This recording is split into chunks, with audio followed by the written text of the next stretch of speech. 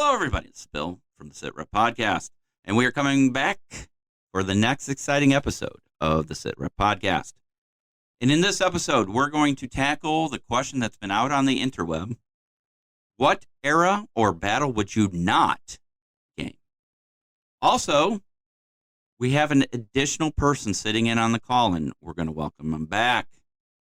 And we'll talk about other things, and Marty has the news. And get ready. In 3, 2, 1. Big Duke 6 Eagle Thrust. Put on Sidewar off. Sing it loud. Into the Romeo Foxtrot. Shall we dance? You are listening to the SitRep Podcast, your source for everything related to historical wargaming. Whether you are looking for the latest wargaming news, reviews, painting tutorials, or playthroughs, you will hear about it right here. So grab your favorite beverage or brush and let's hit it.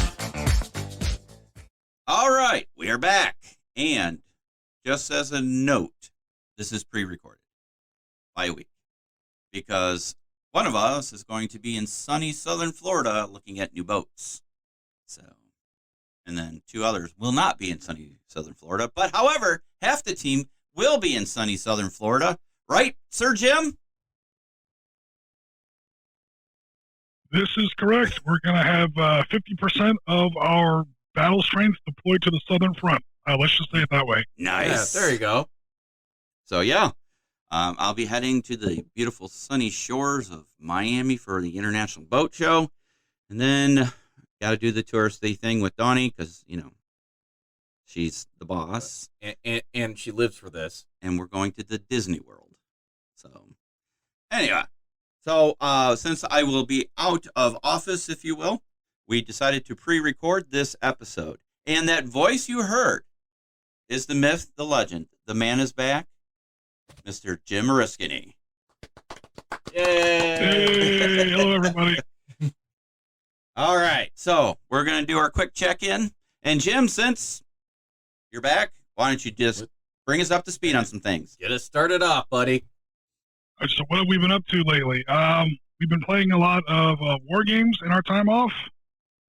Some of them have been posted in part on our YouTube channel, also linked over on Facebook. So we've got some Desert World War II. We've got some Naval Command. We've got some Arab-Israeli Wars coming up. So there's a lot of raw footage in the can. So there'll be some more coming out in future weeks. So we've been staying busy with that. I've also been doing a little bit of sci-fi gaming on the side, just for fun and a change of pace. Nice.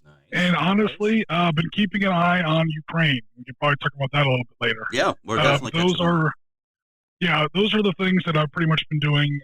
Starting a new job, like reshuffling my life. It's been an interesting December, January, and February, to say the least. Well, we're very happy to have you back, and you always bring that insight and kind of center us, or at least actual knowledge, actual historical knowledge versus us pulling it out of our arse. And yeah, we'll go from there. So welcome back, sir. Well-deserved break, and glad things have come along for you, new career-wise and all that good stuff. So we're ready to hit it. We hope things are smoothing out for you, buddy. Yeah, the dust is finally starting to settle. So yeah, definitely glad to be back. And yeah, thanks for the warm welcome as always. You're welcome. All right. Do we start with the easy one? Oh, Chris? It might not be as easy as you think. Oh, no. Surprise. Go ahead, Chris. For this genre, I've done nothing. However, I've been putting together some Middle-earth models. So we will take what we can get from him. That's very true. We want to encourage this. This is a good thing. Yep. Yeah, so we're now moving into another, I don't want to say phase, but another parallel universe, if you will. So, you know, you have the Sit Rep, which is historical wargaming, and then our parallel universe is Token. Yeah. So, yeah. So, kind of geeks with that stuff. We love it. Yeah. So we're talking about doing some Middle Earth, battles of the Middle Earth, looking at our rule books, and more than likely we're going to be doing some RPGing in the Middle Earth, whether it's in 5th edition or we use the One Ring rule set since I own both. And I actually have the second edition of One Ring coming from Kickstarter soon. So it'll be interesting to see. But what were you doing? Building your Fields of Pelennor? Yes. Yeah, nice. You like those models? They're nice models. They're very nice models. Yeah, they are. They're very crisp. I mean, say what you will about GW. Yeah, I was about to make the same point. Yeah. I mean, you know, one, they're really proud of their stuff, and that angers me. I mean, they price a lot of people out of the market, I think, or it's a barrier to entry with some of their prices and the way some of their box sets in particular are set up. But man, they've got good models. Yeah, they do. I don't think anyone can bitch about that. Yeah, they do. Which brings up another point. I don't know if you guys saw it, but there was an announcement that the people who own the rights to Lord of the Rings and The Hobbit and stuff are now everything's up for relicensing. Oh, I did not see that. So that includes games, videos, so everything. We gonna put a bid in? So guys, look for the new Patreon page to support us, or our Kickstarter GoFundMe page. Yeah, right. As we try to gain the billions of dollars you need to license The Hobbit. Hello? That's the man upstairs talking to us. But I was gonna say that's very timely. So that is up for. So I don't know if GW will continue or not. That'll be very interesting to find out. Yeah. Well, they're still releasing stuff. They are, Yeah. but I mean, the licenses haven't expired. It's just they're up for renewal, or somebody can overbid and Right, take but them, but I'm saying apparently the GW as a company must still have some interest in it, because they're not like just it's not out of production. They're not letting it just sit on the shelf. That they're still making. Well, it'll be things. interesting to follow, because if somebody else does get the licensing for it, then things get crazy. They're going to get crazy, because then everything in GW lands will become a collector's edition, which is going to jack up the price. They can even no more. longer produce the exact models they've already got now. Correct. So the license is up. That's just like so Smog Mantic will no longer be $645. It'll be $1,500. Yeah. So, but to your point, Chris, Mantic lost. I don't want to say lost the license, but the license expired for The Walking Dead. So as of the end of March, they can no longer produce any Walking Dead material. So anything they still have in stock gets destroyed. It can't be resold. So they stop selling. Blows. It gets pulled out of their catalog.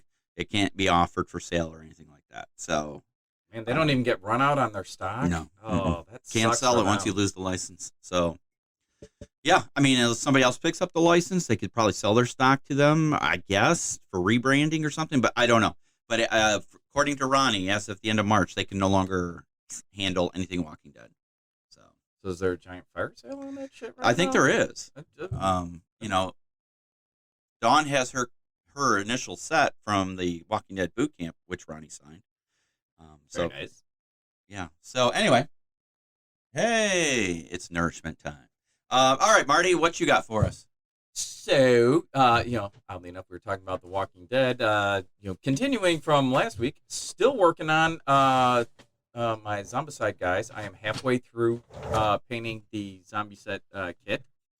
But as I said last time, also, I received my Kickstarter for Savage Frontier, and I have begun assembling them. I painted the, you remember the Pathfinder and Wolf were like the extra figures? Yeah. So I painted them up. They assembled and painted them up. They look really good. Super happy with that. So, of course, we're not doing video today, so I didn't bring them anyway, because... Yeah, we didn't do video, so... But so I did that. I started assembling the Ranger set. So Rogers Rangers. I got them partially assembled. There's a lot of cleanup on them little snowshoes, just for the record. Is there really? Yeah. Well, it's not horrible, but I mean, like there's a little wire edge, kind of just a little bit of flat, and they're little fiddly parts. So trying to get those cleaned up before I assemble them. Uh-huh. And then I've got one dude that is missing a hand. Oh, did you reach out to Tim? No, I figured that out last night. So okay. I'll hit him up. But I'm like, why does this dude have no left hand? Isn't there supposed to be something there? And some of the figures come with, the hand is attached to a weapon, and but I don't know what weapon it would be. If it's probably supposed to be a rifle, because he doesn't have one, and almost all of them do. Yeah, I would think so. So yeah, I think I'm missing one of those. Gotcha. But started putting the sled guide together too. I built the sled. Uh-huh. Sled comes in two parts, so it's got the front of the toboggan, the curved part, Yeah. and then you glue that onto the flat base of it. Little fiddly. You know, Yeah, I was gonna say. I mean, how's that connect? I mean, is it just butt up end to end, or there's no support underneath? There's no tab yeah. So, so I super glued it in place, and I think it's all right. I'm gonna hit it with some green stuff to one, fill the gap, and and two, try and put a better mechanical bond between those two parts. And I think it'll be all right. I mean, I was able to pick last night. I was able to pick it up and wave it around by either part. Nothing fell off. So guys, look for upcoming video for I'll do a review of my set since I have not started doing anything with it, and then we'll look at that toboggan. And nothing is perfect, and there will be design flaws, if you will. So we'll see. I personally do not like metal miniatures unless they're one piece. I do not like multi-piece metal miniatures. I don't like pinning. I don't like all that stuff you got to do with them. And there's no way to pin the toboggan, really. Yeah. I mean, it's so small that, I suppose. So, I mean, we'll see. Maybe, I don't know, but I didn't, is the long and short of it. Yeah. And I think it's all right. Like I said, a little green stuff to kind of fill the gap and make a better mechanical connection there. Yeah. I think it'll be okay. Yeah, I mean, we'll see. We'll do it on. I've also got some long oval bases. They're like 25 mil by 50 mil long. And I think maybe what I'm going to do is put that on a base. There you go. I think basing it would probably be the right thing to do. I was going to say, and then I don't have to worry about it.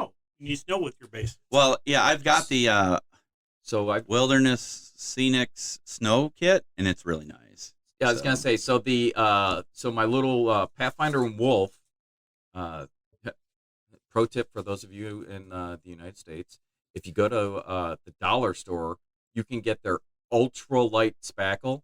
First of all, that ain't spackle. That stuff would not fix a hole in your wall ever. But it seems to so far be a pretty good snow base. Nice. And then I'm gonna do. I have some. I think it's Woodland Scenic Snow. I have some snow that I'm gonna do over the top of that, as well as that'll be what I kind of sprinkle on top of the figures to give them that winter look. Yeah. So that's and that's all I've got left to do on those dudes is put that final little bit of snow on there. Yeah. So I definitely still want to do the wilderness board for that. Really? I think now's the time before we start getting hot and heavy into Midway, right? So we're going to talk about Midway as well, because Jim has some experience with the Midway. Was it hot when you were there, Jim? To be honest, what was I going to say? A second ago, you were talking about Zombicide and The Walking Dead. Yeah. Something else that we did earlier in January is we tried Sit Rep Skirmish with The Walking Dead. Yes, you did. Did you guys see any of that video? Yeah. Yeah. So if anyone ever wants to try that in the future, the couple times we've done the play testing, we've done some play testing on stream. We've done some play testing off the table, or I should say off camera. It's coming along. It's pretty solid now, and we've had a couple total party wipes. If I can get that out, total party kills, where the villains pretty much just put a couple bullets into the legs of the heroes, and they can't run fast enough, and before you know it, they just get swarmed with walkers. So it does work, perhaps a little too well, but yeah, that's another option on the table if anyone wants to try any modern adjacent. It's also technically horror themed, modern adjacent wargaming in the future. That's awesome. So yeah, if you guys have not seen that video, make sure you check out in our video library. I'll try and remember to put a link to that video in the description of this podcast. Go ahead. So Jim, speaking of that, one of the things that I just wanted to play Zombicide, so my wife bought it for me for Christmas. Yay, Donna. But so Robert Salters from Table Salt Gaming, who makes Battle Space.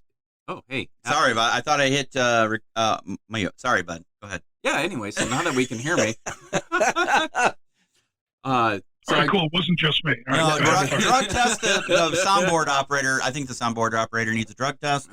Or really, he should be drinking JMO instead of coffee. But I've got that Zombicide kit, and I'm getting that painted up. And part of what I wanted to use it for was Robert Salter's Table Salt Gaming, who makes Battle Space. Last Halloween, I know that he tested rules for zombies for Battle Space as a Halloween thing. However, I believe it's only going to be published as like an expansion or an extra whenever Modifius, can you hear me, Modifius, makes the deluxe box set. Be nice to Chris. Chris got a lot on his plate. So. I know, but I'm like, tell a dude to do this. We're waiting, sir. Please, please, sir, please. Some more Battle Space. Zombies are it would be a perfect fit for Battle Space because if memory serves, Battle Space is still a solitaire only or a solitaire friendly game system, and zombies tend to work with a solitaire system. Yeah. Nobody ever wants to play the zombies. Right. So the way it works in SITREP 6 is the normal way. One side plays the air quote protagonists, one side plays the villains. And the zombies are kind of in the middle, and neither side really controls them. It's almost like how the militia would pop up, and sometimes they were ambivalent, sometimes they were hostile. Well, the zombies are always hostile. They don't have ambivalent, friendly, or hostile alignment. They have hungry alignment. So they're coming for you no matter what.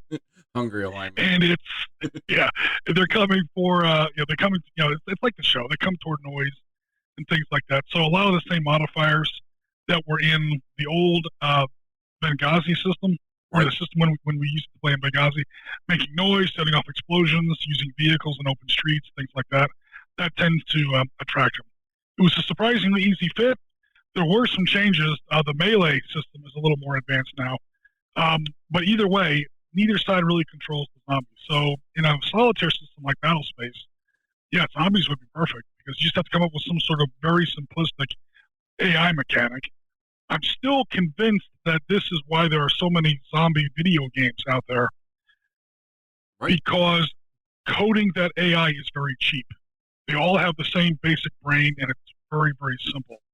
To actually make a living, breathing, enemy op form in a computer game is actually really hard because you have to have a really good AI, and that kind of coding is very expensive. Yeah, and there's zombies, you just multiply it. Yeah. Yeah, there's no real tactics or doctrine involved with zombies. I mean, there's something that attracts them. They go towards it, and if you're there, then they try to eat your brains. That's all there is. Yeah, so it's very simple to code, and it's very simple to design some sort of AI mechanic. Tabletop game. Either way, it's kind of the same problem, same solution from a design perspective. So I'm not surprised, and would be interested in trying that out for Battle Space. Yeah. And so I'm hoping to see those sometime here in the not too distant future. To go along with my, I don't know if you caught it last show, Jim, but one of my goals is I want to make epic Battle Space. So like Battle Space in I don't know. 6 mil? Yeah, well, 10 mil? Probably. Yeah. So I'm make a little box for it, right? It folds open. Everything that, your whatever little terrain and figures you use, your cards, whatnot, all go inside the box. You dump everything out of the box, you flip it over, and that's your playing surface. So you have the exterior of the box painted up as like your game mat. And then you throw your little scatter terrains on there, you put your little dudes out there, and away you go. Think of Travel Scrabble. Yeah. Or if you look down, Marty, to your left, I have Travel Battles. Right there. It's Napoleonics. See it down there? Yeah, it is. Lower shelf says Travel Battles on it. Right there? Yep. Yeah. So that's Napoleonics. It folds up. It's all self-contained. Yeah, something like that. Yeah. But your rule set would be much more in depth than that one would be. All right. So I'm going to throw something out there. I'm going to probably be very unpopular, and honestly, I don't care. I think the zombie thing is done. It's dead. No pun intended. They need. See what you did there. They need to move on. Jim, I don't know you follow Kickstarter that much, but there's now going to be another Kickstarter for Escape from Stalingrad or something like that. It's Stalingrad, but it's Stalingrad Z. Yes, which is that game right there, which is a French company. I have the original Z game. It's zombies in World War II in Stalingrad. And then, that's unfortunate. because we had one other announcement to make this weekend. I'm sorry. I'm not. Valor and Victory Stalingrad is now out for release. Yay!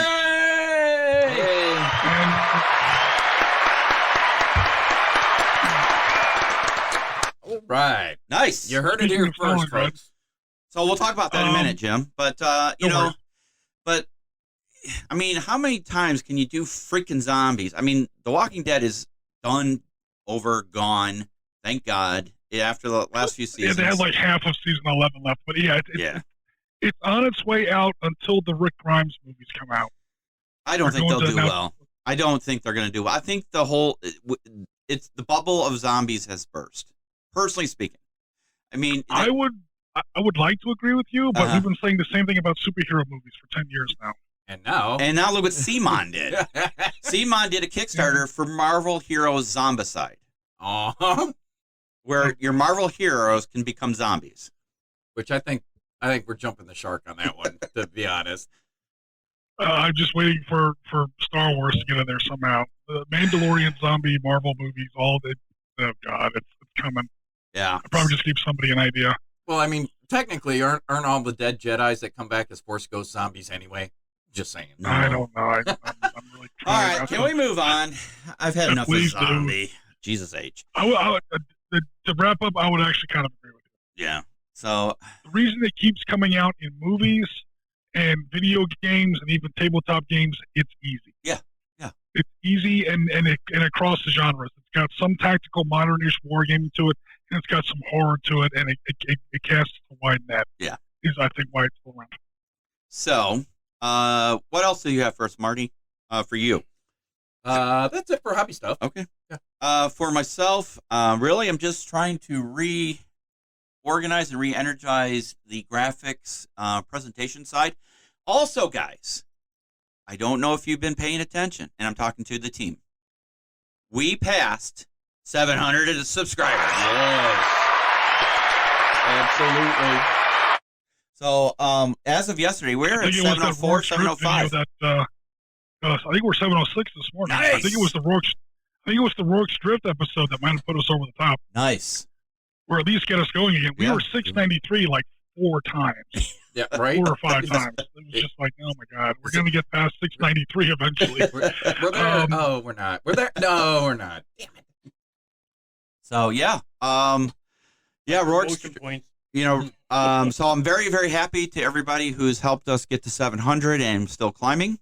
Thank you. Thank you very much. That's and please tell your friends, tell all your gaming buddies, get the word out. The more the audience grows, the more we get new people because it starts getting in front of people, obviously as you grow. So I'm setting the goal right now.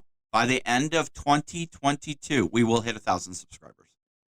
Yeah, doable, I think. Yes. If you look at what our, the trend line on our growth has been over the past couple of years. Yeah. So I think we can do it. I think we can.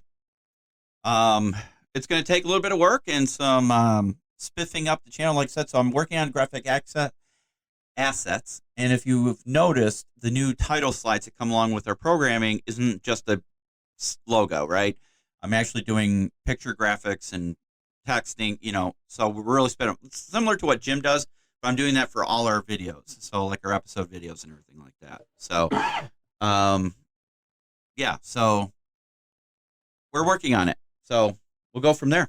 All right. I got a quick alibi. Go ahead. I do have one more thing. So again, another find.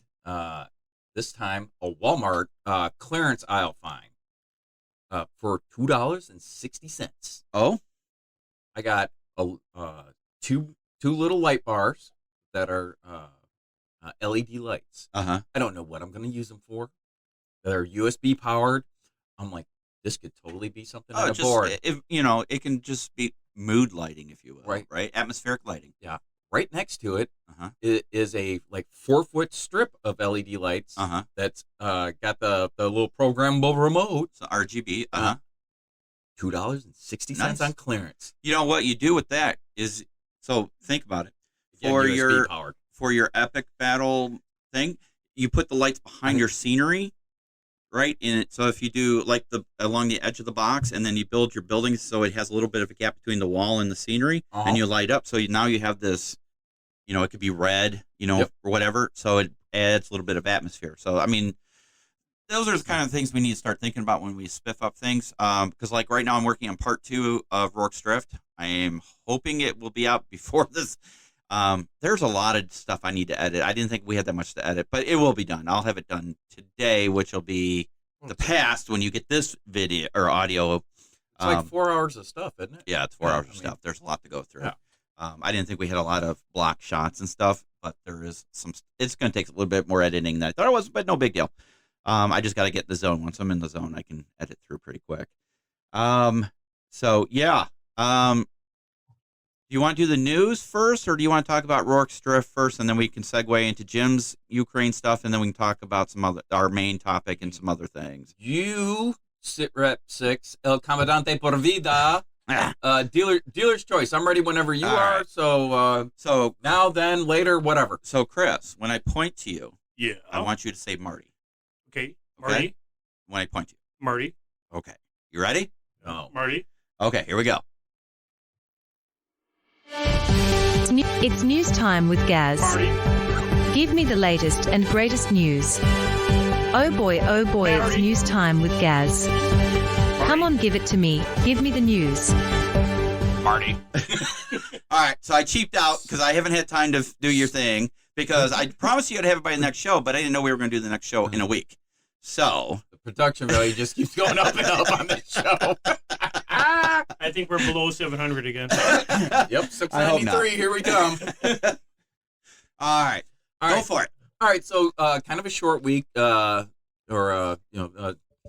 distance in between our shows here, so a little light on the news, but we do have some news. One of the things I wanted to mention was Ultra Combat Modern Kickstarter update. Their figures have been taking forever to get out due to production delays and worldwide this and da-da-da. They have all but the very last few shipped to their backers. I haven't gotten mine yet. If you had a extremely large and or weird order, they're going out this week. Weird. You said weird. Yeah. Well, I shouldn't say I haven't gotten mine yet. I have to determine whether the ones that I was given to me 3 years ago now are mine, or if those were just demo models, because they handed me a box of Ultra Combat Modern miniatures before. Those are pre-production samples. So I don't know if they're considering those mine or if I'm going to get the new sculpts. So it'll be interesting to see. So Colin, as of Thursday, had posted both in Kickstarter and on the Facebook group for Ultra Modern. There's a few packages left still go in the post. These are the less straightforward orders, but they'll go in the post as soon as possible. The rest are already on the way to you. And then he reminded folks, if you're outside the USA, because Phalanx Consortium here in the U.S. Made them. If you're outside the USA, it can take several weeks to get to you. But a long time coming. Yeah. That they are on the way, people. So if you are one of those backers, look in the post. It should be coming to you if it has not yet arrived. There were some folks that were commenting on the Facebook page that they have indeed already received theirs. All folks in the U.S. Yeah. So. And if you move, if you have moved, you need to let them know. Oh, you know what? I can't remember. I might have been at the old address. Well, I was going to say. Because that's what happened to my Twilight 2000 Kickstarter. They sent it to the wrong address. Right. So I have to reach out to, you know what? I'm going to have to All right. Drive on. So a little more local news, but Historical Miniature Gaming Society Midwest, our local chapter here. Little Wars 2022 is coming up April 21st through the 24th. Now that I have dates, I say we attend on Saturday. We live broadcast on Saturday, and we can do the podcast episode live from there. So we'll need to reach out to what's his name. We'll talk to Kevin. Okay. It's at the Sheridan Lyle Naperville Hotel. Registration is open right now. Daily badges are $35 a day or $50 for the whole weekend. Yeah. If purchased before April 1st. Prices go up after April 1st, I think by $5 or $10. I don't remember. The events / games have not been published yet. They're still building the schedule of stuff. But if you go to tabletop events, conventions, Little Wars 2022, that's where you'll find all the information that's available, or you can just go to the HMGS Midwest Facebook and or webpage, and there's a link to it there. Yeah. The other local thing, if you will, although of a more substantial nature, if you will, Adepticon. So the historical coordinator, Mike Rafferty, Mike, we look forward to talking to you soon, buddy. I know we've been trying to pull the trigger on that. We are going to do that before Adepticon. We're going to try and see if we can just get Marty, or maybe Marty and Chris, to just do a pre-recorded session with them, and I'll add it to the next podcast, just because of everything going on in the world. And so so Mike is the historical coordinator. This week he put out a call for additional players to register for games. The games are filling fast. I mean, they are filling up, but they've got some really epic battles, and by epic I don't mean miniature, I mean super huge Uber games. And they were specifically looking for players that had some experience, because it's such a large battle that it's not really good for a demo/teaching game. And I think that might have scared off some folks. Mm-hmm. And they're like, well, we would like you to have any experience. How about that? But please, let's go ahead and do that. Sign up. So if you're going to be at Adepticon, you're looking at historicals. Don't be scared to get into their Market Garden or one of their other, Flames of War or Team Yankee. Both of those, I think, have really big games. right. Like 15 players, big games. So get in on that stuff. Most definitely. Another sort of local piece of news, and I say that because he's local to us, Forrest, Knuckle Duster Miniatures. He posted this week, lots of new packs coming out over the next couple of months. They just finished the production mold for mounted Texas Rangers. So those will be released in the next week or two. In March, those will be released, the mounted starter faction. And then he said he's going to wade through the packs that don't have mounted versions yet and filling those out. Yeah. And in the mix somewhere, he's been working on Hollywood Cavalry. So Hollywood being John Wayne is? literally the style of Hollywood, not necessarily true historical style. Uh-huh. So he does many of his miniatures that way, and he tells you, that's what I'm doing. Oh, yeah, most definitely. And they're great looking stuff. So and he said those are going to be released sometime in the near future.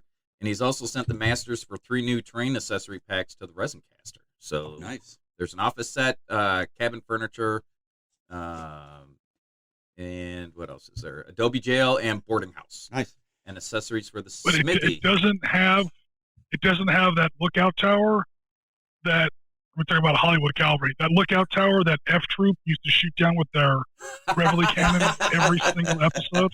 I want an F Troop force. I've always wanted an F Troop force. That would be cool. It doesn't say, Jim. We'll have to reach out to Forrest. But Forrest is like an hour and a half down the road from us. Yeah. From us here in the suburbs of Chicago. He's down in I'm just happy that joke landed, and at least somebody got that reference. That's a deep cut, man. That's going way back. Oh no, I'm with you. Hey, can we do a real quick pause and go back to Ultra Combat Modern for a minute? Yeah. So in that update with the shipping, they said that they could not produce the heavy weapons for the Russians, right? The sculpt. Yeah. So my answer to that is, if you already have the digital sculpt, why not release it as an STL file? Ooh, yeah, true. Because I can print them on the resin printer. True that. Because they are replacing that with an infantry pack. Yeah, so I already have the infantry. I'd like to have the heavy. Did I get the heavy weapons? I don't think I did. But if you release it as an STL file, and they didn't have them yet back then. Right, they weren't sculpted yet. Yeah. So if they're already sculpted digitally, and you just haven't been able to produce the molds and everything because of the cost, which is fine. So why not give? Colin, dude, SitRep Enterprises, quote unquote, would be happy to license the STL files and produce the resin minis for sale or to backers. That's right. We call dibs, Chris Long. You can't have them. So you and Alex have to sit this one out. Right. So seriously, we have the nice resin printers. We do. I'd be very happy to And you've got that one that you can print like a car 1-to-1 on because it's ginormous. You print out pool tables and shit on it. All right. So, I mean, we printed a whole bunch of Zulus and Brits. So, you know, Right. As long as we have a good digital sculpt, we can print some really nice minis. All right. So, continue on. Sorry. All right. So the final bit, I don't know if it's really a huge news piece, but it was something that caught my eye, and it's very timely, except this show will go out afterwards, so it probably isn't as timely as we think. Plastic Soldier Company is having their Valentine's Day sale. Oh. So while the folks listening to this probably aren't going to be able to take advantage of it because it ends, Sunday, February 13th at... Oh, yeah, we're going to totally miss that one, aren't we? Yeah. So what was in that sale? It's just a whole shotgun blast of stuff that they've got. If you go to the Plastic Soldier Company UK, they've got a sale page up like all the time. Yeah. But they've got a ton of stuff on there right now. 5 battle group expansions. What? Northag rules. What? Hard plastic kits for both 15 mil and 1 to 72.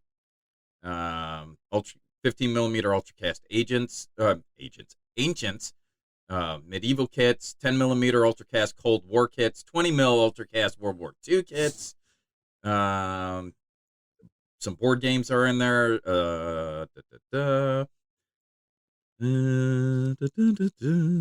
Let's see. And as it says, stocks are limited. Some items are also limited to the UK, depending on what it is. So, I imagine that's just a shipping restriction kind of thing, But yeah, it's a great sale. It's a shame you all missed it. Wait. So, sorry about that. Sorry about that. But when I went and checked it, I was like, "Whoa, they're not kidding. There's a ton of stuff up here." Yeah. So if you were looking to pick up a copy of Northag, just the rule book, for instance, it's 15 pounds instead of 20 pounds. So $20. 25% off. Yeah, $20 US. Yeah. Very cool. All right. And that's all I have. That's it for the news, huh? Yeah, a little light, like I said, shortened week here. So, not as much news to be had. Well, Slytherin has a little bit of news that we've sort of done a drive-by on. Oh, yeah, go for it. So, super fast, we've been talking about it for the most of 2021. We've been kind of dancing around it because we didn't know when it was cool to announce it or when it wasn't or when it was going to come out. But Valor and Victory Stalingrad is finally out. And over on the Slytherin website, I'm looking at it right now. This is for Valor and Victory. They've expanded it now to the Eastern Front. This is the video game release. So we've had episodes where we tried the Western Front, which was pretty cool. Valor and Victory, of course, is one of my favorite physical board games in the World War II infantry gaming space. They've had a video game release. It was only for the Western Front and didn't quite have all the rules as far as artillery, snipers, things like that. Now they've expanded it to the Eastern Front, and they've brought in all those other rules that weren't really included in the initial release. So it includes all those other assets. And it was supposed to be Eastern Front with a DLC designed by yours truly, or at least the scenarios were designed by me. I didn't, code the game or anything like that, but I did all the research, I did all the design, I drew all the maps, I drew the units are the orders of battle, I should say. The counters aren't mine, but the orders of battle, the beginning forces that you chart within that campaign are all mine. And it's drawn obviously from history because of Risking. Yep. And it seems like the DLC is out. The way they're advertising it on Slytherin, the DLC is out and it comes with the expansion as opposed to the reverse. So the original game was $20. It's now down on Slytherin 30% to $13.99. Yep. And for $9.99, you can expand that to the Eastern Front, and you get a pretty, just saying, kind of a badass a scenario pack with that. Because we know the designer. If I do say so myself, yes. No, it looks great. I'm on the page, so it looks really good. A word of warning: those scenarios are kind of brutal because it's Stalingrad. It's number one. It's Eastern Front. Eastern Front is always, Western Front squared, And especially when it comes to infantry, not so much, tanks and other arms of service, but when it comes to infantry, Stalingrad is Eastern Front squared. So there's really never really been another battle like it. Well, yeah, it there was have been quite the battles meat grinder. there have been battles that we've been in as Americans in our history that have probably been as ferocious, but never as big and ferocious at the same time. We've had battles that are as big, we've had battles that are ferocious, never really one that was both. It just hasn't happened. And Stalingrad is just insane as far as the ferocity of the different engagements. So I wanted to bake that into the scenarios. So that's available over on Slithering.com. Check it out. I hope you like it. The maps have, I recognize the maps. Like I said, I designed them. Of course, they kind of got redesigned in order to kind of fit into their code and fit on their platform. But I definitely, they're all pretty much. I'm scrolling through them now. Yeah, there's the train factory, the train station. That's a nasty one. 13th Guards Rifle Division went from 13,500 combat effectives to about 500 combat effectives in 24 hours on that one. So, yeah, take a guess what that scenario's like. Yeah. We got the grain elevator, Dzerzhinsky Tractor Factory, site of probably history's only indoor tank battle. Slight exaggeration there, but it kind of gets the point across. Right. It's a really big building. So check it out. I hope you guys like it. Yeah, I'm actually bouncing around between Slytherin and Matrix Games forums, and people seem to be very excited about this add-on pack here. And you talk about the Stalingrad, being the Eastern Front squared. So it's not ferocity and the size of the battle added together. It's multiplied together. I mean, that's a really, like I said, it's a meat grinder. That's a really tough place to do battle. I mean, they already on have both sides. Yeah, they already have a tournament announced for Stalingrad. Woo! So they're doing Oh, Pavlov's man. house. They're full in. The Verdiachi Bridgehead and the tractor. Verdiachi Bridgehead is the first scenario. Again, the battle up to at its height involved like 1.2 million people, and went on for at least 7 months. Starts in August, ends in February. If you go from end to end, so obviously Valor and Victory as a squad-based system is never going to do all of Stalingrad, not even close. So what we did instead was, I took the history of Stalingrad and sort of picked out like 12 but interesting moments, iconic moments. So the first one is for Verdiachi Bridgehead. That's the Germans advancing towards Stalingrad. Yep. I picked that one because it includes a Soviet anti-aircraft battery. That was the only anti-tank guns they had. They were all run by women.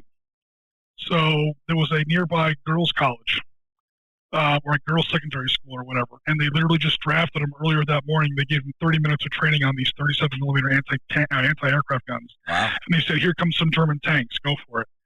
So that's interesting. If you want to play, college-age girls shooting at German tanks, I mean, hey, I'm sure that does it for somebody. Yeah. The German assault begins. That's literally the aviation of Stalingrad. The railway station, again, we talked about 13th Guards Rifle. That division pretty much was like a piece of wood fed into a meat grinder, but it was a very important, not meat grinder, like a wood chipper. Very important wood chipper. Grain elevator, yeah. I won't go through all of them, but yeah. These are all moments of the Battle of Stalingrad that if you're familiar with the Battle of Stalingrad, you're going to learn a lot about it. You're going to recognize these names, and if you're not familiar with it, you're going to learn a lot about it. These are kind of the highlights. Yeah, the seminal battles. Squad-based system. It's not going to do all of Stalingrad. It kind of wraps up with Uranus, Zhukov Strikes. That's the big Soviet tank offensive, that tank and mechanized infantry offensive that cuts through the two flanks of German 6th and part of 4th Panzer Army, closes behind them and seals them in that big pocket, that big cauldron. So not all the battles are urban meat grinders. Verdiachi Bridgehead is out in open field. Uranus is out in open field. Winter Storm's out in open field. Really, Mamayev Kurgan is like the big famous hill where that really famous statue was built now. That was the height high ground that was sort of commanded central Stalingrad. There weren't really that many buildings up there. I think it was a radio tower, a radio building, and like a water tower or stuff like that. But there was no like major buildings up there at the time. So not all the maps are just, oh my God, buildings followed by more buildings, followed by more buildings. Mm-hmm. Urban and street battles and house-to-house fighting can get very rough in Valor and Victory. For fans who may be familiar with Valor and Victory, we did make some changes to kind of grease the wheels a little bit. All the buildings are considered +2 terrain impediments, not +3. The narrative reason is all these buildings have been bombed to hell and gone. The German Air Force bombed Stalingrad like the first day of the battle. I think it was 24 August 1942. Killed more people in that one day than all of the United Kingdom in all of the Blitz. Like literally the first day England was bombed until the end of the war. That includes the V-2 rockets. You add up all those people in all of the United Kingdom and all the cities that were ever bombed by the German Air Force ever in World War II, you come up with a death toll that falls short of what the Germans killed in Stalingrad on a single day. So what that means in the game is that all the buildings are pretty much tanked. Now that's the narrative reason. The real reason is, again, +3 terrain bonfire. The game just grinds into an absolute slaughter, and there's like no tactics at all. Making a slight tweak to the rules there, +2 for building modifications. The whole game just starts to move around a little bit more. It still gives you that Stalingrad feel, but doesn't, sort of bog down into that. The entire battle is taking place in one town hex, kind of thing you see in classic Valor and Victory. Anyway, I'll shut up about it, guys. Head over to. I spent like literally most of 2021 on this.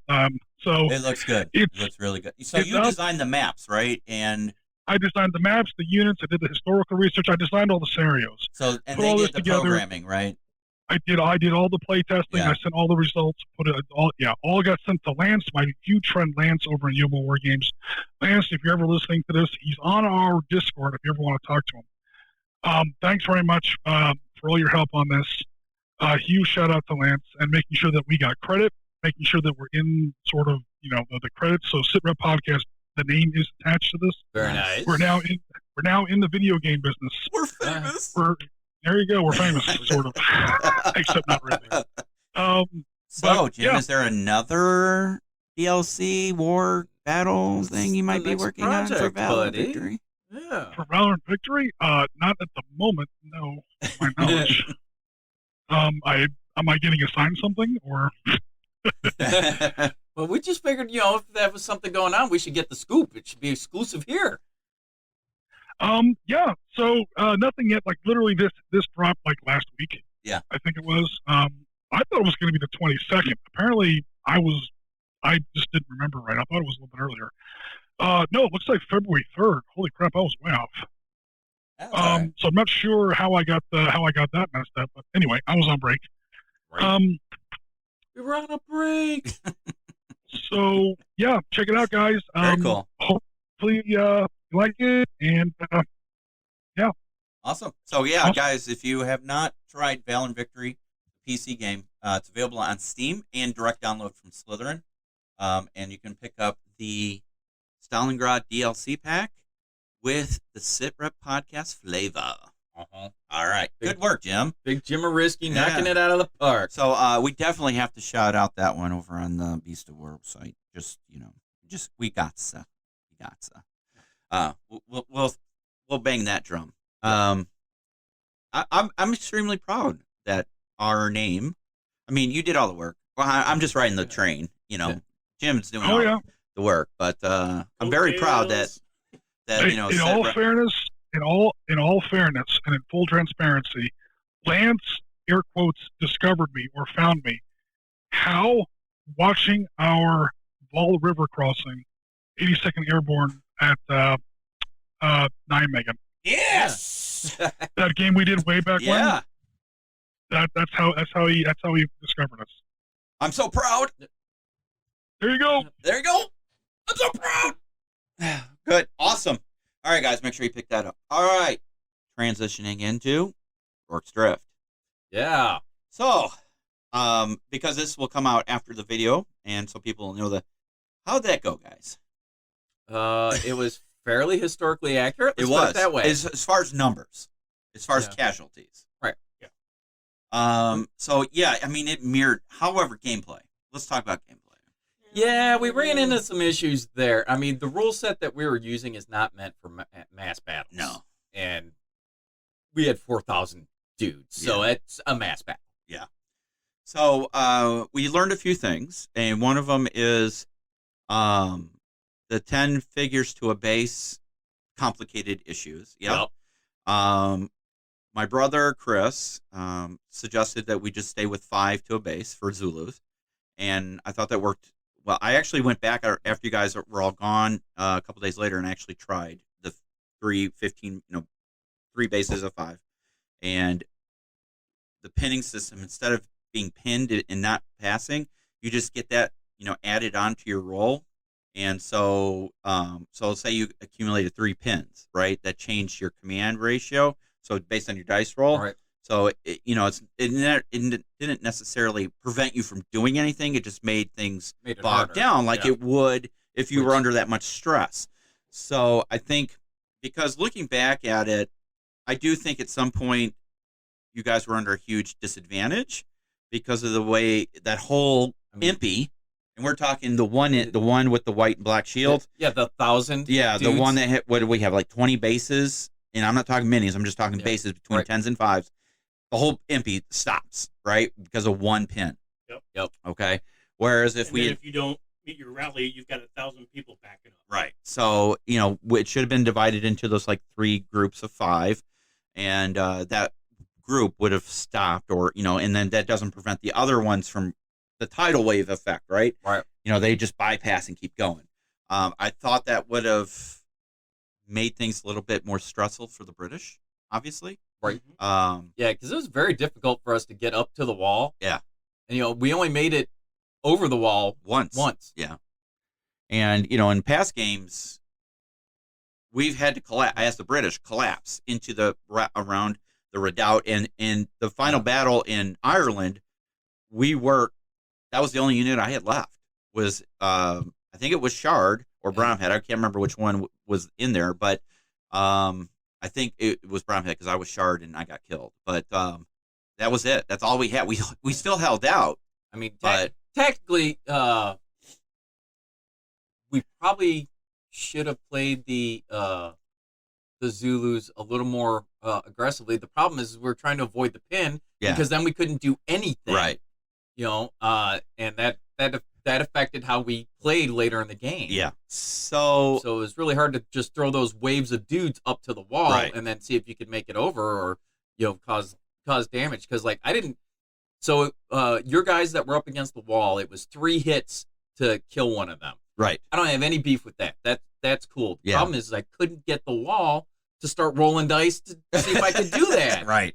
I mean, that part, and of course I'm skewed because I was the British, realistically made sense because at that point it's spears and bayonets and whatever. Sure. And you have that big melee bag wall there. I mean, so yeah, I can understand that because of that. But to your point, you should have been able to tidal wave slam into that wall. So we had, because we had so many big bases, it prevented the numbers matching correctly. Another big issue I had with the rule set, whether it was from the Zulu side or the British side, was 1 action per turn. Especially when a turn's supposed to be an hour's time. So, and there's no reactionary fire by the British. And Jim, jump in at any time with your, your input. But I found it very frustrating that here in open ground, we see an impy running at us, and I can't do anything because it's not my turn, right? Yeah. Rogue's Drift is, and is by no means unique in this regard, but the battle itself, especially from the British side, is nothing but one gigantic opportunity fire phase. Yeah. Yeah, right. They're literally lined up and running at you across an open field. It's like Pickett's charge. It's like, if you can't shoot while the enemy's moving, why are you even doing it? Exactly. At the other end of the table, once the closest to melee range, one bayonet is worth 1 spear. In fact, it may be even worth less because, the bayonet might be a little longer on the end of that rifle, but the Zulu guy also has a shield. The British soldier doesn't. And even then, it's going to be the melee bags. And the melee not bags once you're inside the not once you're inside the perimeter. No, this was up to the wall. Yeah. Oh, okay. Jim, I couldn't get inside the perimeter. That's the problem. Oh, okay. I gotta. So yeah, just usually, I mean, like whether you're playing like Zulus versus, that's probably an extreme example, Zulus versus British, but Soviet tanks versus German tanks, World War II, Syrians versus Israelis in the Arab Israeli wars, you got to get close. Yeah. Because the closer you get, the more your numbers should matter. Yeah. Meanwhile, conversely, the British, again, this goes to your point, Bill, literally have to keep the battle as long range as possible. You can't do that without opportunity fire. And one of the big reasons that we sat down, my friend Alex and I, who has recently rejoined the community, welcome back, Alex, is we ripped apart the Panzerblitz system, going all the way back to somebody put money in the pot. Risky brought up Panzerblitz. You can't play a game where the two sides have different scales or different unit scales. Like, yes, one side's a platoon, one side's a company, one side's one man per stand, one side is 10 men per stand. Yeah, I know that why people want to do that in some cases, in some games. Rourke's Ship would be a great example. It's always a recipe for disaster. And we found that out. Yes, and we had that same issue. Because we had the British were 1-to-1, miniature per guy, and then the Zulus was 1-to-10, right? So once I saw that in the video, I gave a wince in my computer chair. I've been in more games where that's kind of been the case. Yeah. And it created a bookkeeping nightmare. I mean, it really did. I'm not saying it's impossible, but the war game design really has to watch out for that. That's a huge. If you guys are buying a game and you see that kind of thing, that's why the first question I always ask is, what scale is the game? Oh, it's 50 millimeter. It's 28 millimeter. No, rocket scientist. What scale, command scale is the game? Is this a platoon? Is this a company? Is this a single figure? Oh, it's kind of a warband system. It's kind of up to you. I'm like, okay, never mind. On to the next IP or whatever. You've lost me. Yeah. If the game can't make up its mind how many men are on a base, that's a problem. Yeah. So, I mean, and that was our decision to do that scale. It wasn't in the rules because the rules we're using, the Men Who Would Be Kings, is a skirmish rule set, not a mass battles rule set. Okay. And, well, that you have to have like 4,000 Zulus. Right. And we were trying to conserve the number of figures because we're not printing 4,000 Zulus. Gotcha. At least at 28 mil. And as it turns out, we couldn't even get our 400 all the completed. Next time, I'll individually base them. So I got a bunch of house I'm still working on. You guys got a lot done in a shockingly small amount of time. Oriskany was pleasantly surprised. We got the Oriskany seal of approval? Wait a minute. What do you mean surprise, You got the Oriskany seal of surprise. All right. You guys were talking about, well, we're going to do Rourke's Drift on, like December something, wasn't it? Yeah. I'm like, it was like December 16th. I'm like, you guys know you really have 3 effective weeks to paint how many figures and build a table. And I'm like, don't get me wrong. Yeah. I wish you the best, but at the same time, I don't know. But you guys did it. And we literally spent 3 weeks, like all our own time doing it. They even made me paint. Yeah. Right? It took me 3 weeks just to build the buildings in Trenton. Never mind the armies. I already had the armies mostly. Well, to set up that kind of table takes a lot of work. I mean, it was nice that we all knew what we had in our vision, and I'll be honest with you. Some of it's done on the fly, and thinking outside the box is huge, right? Because that table that we built, it's basically pink foam, insulation foam with canvas for the ground cover, the terrain, right. And then movie magic painting is the terrain. So all the ridges and valleys and the roadways all done with spray paint. It's and obviously molded foam underneath, but it's the same thing that we would do with our any other miniature terrain. Essentially, it's just we did it on a table. Yeah. So, I was very happy at how it turned out. Now, I mean, I've seen some people send me some pictures of some other tables that look amazing, like this diorama somebody sent us. Ours is not the diorama. Right. But it's playable. Yes. Because think about it this way, and this is something for everybody out there to think about when you're building a table to play a war game on. It could be amazingly beautiful, like the demo table I'm looking at right now from Black Site Studios that we got from Adepticon. Yes. It's beautiful. but the terrain slopes a lot. It has a lot of uneven spaces. So when you're trying to move minis, a lot of times the minis fall over because there isn't space or level places to put them. But it looks gorgeous, right? It is gorgeous. But for playability wise, the table we built was playable. Yeah, it works. Yeah. Mm-hmm. So it's playable. The rules. I did a 20 millimeter. I apologize. I did a 20 millimeter Battle of Oriskany one time, which takes place in dense woods. Mm-hmm. And the table looked great. I had like 400 trees on the table. And then every time you went to move a unit, you knocked over 3 trees. And of course, once one tree falls, it hits 2 other trees. Right. Yep. Like a domino effect. So, yeah, you're absolutely right. Sometimes the table can be too pretty or too realistic. Yeah. Because it starts to screw up the actual game itself. Yeah. So, yeah, we're rather proud of it. And like I said, we definitely have some rule tweaking to do. Honestly, I say we start from scratch. Yeah, well, yeah. What is Sit Rep Podcast famous for? Yeah, well, take the lessons learned, right? And figure out. Okay, we definitely know what we don't want to do, right, in the future. We learned those lessons, so now we got to figure out, So we just write our own set of rules, mm-hmm. right? Not saying we have to start from scratch. We can take a little bit of this, a little bit of that, and change it up a little bit. Because what's our next project for next year? Isla Wanda. In like 6 mil, because that's a lot of people. It's 1,500 Brits. Although, are we doing all of them? Yeah, it's 6 mil. It's just little strips. Yeah. Although, you know what else next year is? What? 30th anniversary of Black Hawk Down. Wait for it. Oh, no. Mogadishu. Gothic Serpent? Is it really 30 years? Yeah, that was 93. Holy shit. Right? Yeah. That's what I'm saying. That might be a good one to throw in Jim, the it's time to bring it back to the table, my friend. We played that. They've done that. Bring it back. Was that Sit Rep Skirmish we did that in, or Valor and Victory? We did it in Valor and Victory, Modern Expansion. Yeah. We played Mogadishu. Yeah. Are you saying you want to do it on miniature, too? Yeah. Oh, shit.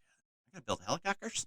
Yeah, well, and is it... I already have the Delta guys. Well, and it's either Blackside or Sarissa. Sarissa has the hotel. I was going to say, a train piece. Your absolute biggest challenge on that is going to be the actual city itself. Yeah. Do you really do that in 28 mil, though? No. Not if you want to do not the just sites. It's not like a village on the corner of the map. You have to build the whole city, not the whole city, but your entire city has to be dense urban terrain downtown. Do it 15 mil? Before we start jumping on that one, let's get through Midway. Okay? Can we get to Midway first? Yeah, I'm just saying. Especially if we are going to do that and we're going to build a table for it, that's one that we should probably not wait and give ourselves 3 weeks to do. Yeah, you want to start now because I'm not going to be... I know we're really getting ahead of ourselves because we're talking about literally October of next year. I think Gothic Serpent was October 3rd. October 6th of next year also is the 50th anniversary of Yom Kippur. The biggest Arab Israeli war that ever took place. I'm going to be busy as right. If I'm still alive, I'm going to be very busy with that. That is a non-movable. I don't want to say commitment, but that is a huge thing. Arab Israeli Wars, our very first Op Center series was Arab Israeli Wars. Those are probably outside of the Gulf War, which we've pretty much done to death. Gulf War and Vietnam, those are probably your 2 biggest modern wars that have taken place in the post-war, at least as far as, audience appeal. Yom Kippur, by far and away, was not only the biggest, it's also the most interesting. And it's I won't get into it, but there's going to be a lot going on October of 2023. Yeah. We have Midway to get through first, for sure. Yeah, we definitely got to do that. So, but we have a year and a half, theoretically speaking. But just throwing it out there. We might do that. What do you think? 15 mil for the size of the table we need to do? 10 mil? Yes. I know. I'm thinking about it, but I really need to stay focused on Midway. So right. I'm just thinking that but that would be a big project. To do a table, and I have files and I have friends that do some nice terrain. So yeah, well, we could do Moog. Well, that and Jim has a great tutorial on how to make buildings. Right. We decide the scale. Doors and windows, make them look right, and then I can just start piling up buildings. Because we're gonna have to do 2 different crash sites, plus the hotel, the Olympic Hotel. For sure. Yep. And then do you do the Mogadishu Mile, to the stadium? So those all things. I guess we're gonna have to do a planning session and decide what it is we want to do. Obviously, we have to get to the crash sites. I mean, that's by and far the biggest part of that whole battle. Well, again, this kind of segues into what we're going to be talking about with Midway. Is how many, what rank are you playing at? I'll say it that way instead of what scale you're playing at, because I don't want to get confused with 10 mil, 6 mil, 15 mil. Like what rank, what level are you playing at? Right. So if you're playing at the command level where you're sending in the helicopters, you're going to extract the high value target. There might not be a crash site, or there might be 3, or there might be 10, or there might be 0. Mm-hmm. Now, are you saying the enemy gets a vote? Or are we going to do this more episodic? And again, this keeps segueing into Midway. I know Bill's trying to get us back on topic, but we're going to go over this again in about 5 minutes. I'm serious. Where it's like, okay, you can't do, because spoiler alert, I don't care what scale you're playing at, it almost doesn't matter.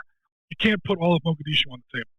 Yeah, no. Or even the parts of even the parts of Mogadishu that are in the actual battle. You can't do it because it's a sliding scale, and no matter which way you go, you're kind of screwed. Well, let's do it in 28 millimeter. Well, the problem is your buildings are huge. You're going to be spending all day building tables. That's fine. We're going to shrink it down to 10 mil. Congratulations, you just quadrupled the number of buildings you have to build. They're smaller, but you have 5 to 8 times as many of them. Right. Yep. So pick your poison. Either way, you're doomed. So you have to either pick a couple things. Number one, you're going to have some sort of a modular system where certain key events are played out, or you're going to do it episodic. Where it's like, look, we're going to assume that all the high-level stuff that happened, and we're going to replay certain episodes, or for lack of a better word, scenes of the battle. We're going to do the initial hit on the hotel. Like okay, see how that scenario goes, almost like we did with Benghazi. With Benghazi. And then we're like, okay, now stage 2 happened.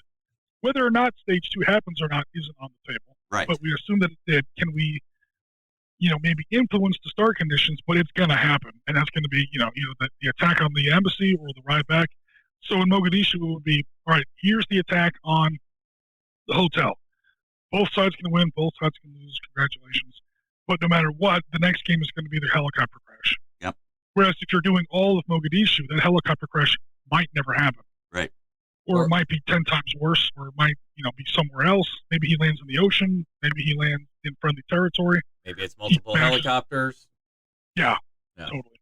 So it sounds like we're going to do a hybrid of our Benghazi battle, where we do it in Valor and Victory or set rep skirmish, and like the transit game, we can play that, like helicopter, what was it? Gunfighter 6.6 went down.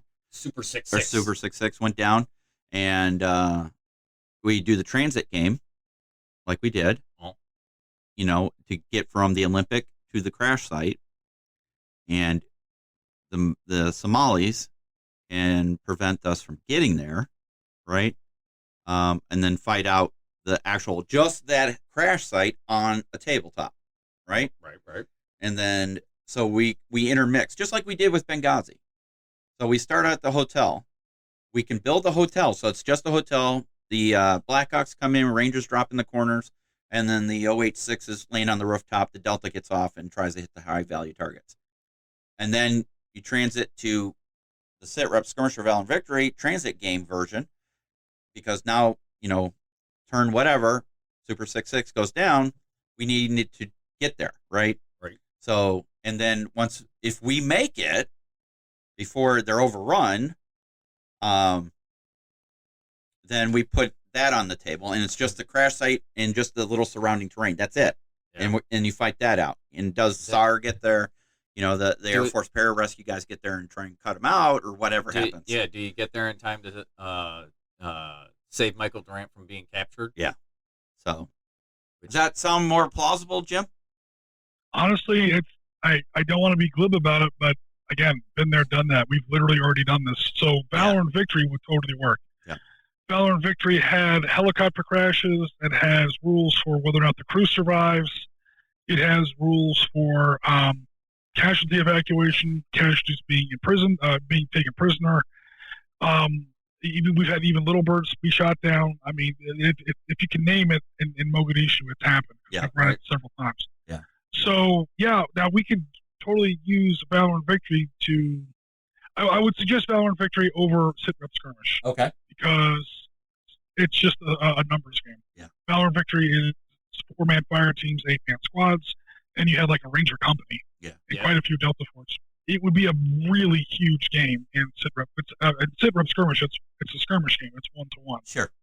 You would have like, dozens, if not, several dozen. Yep.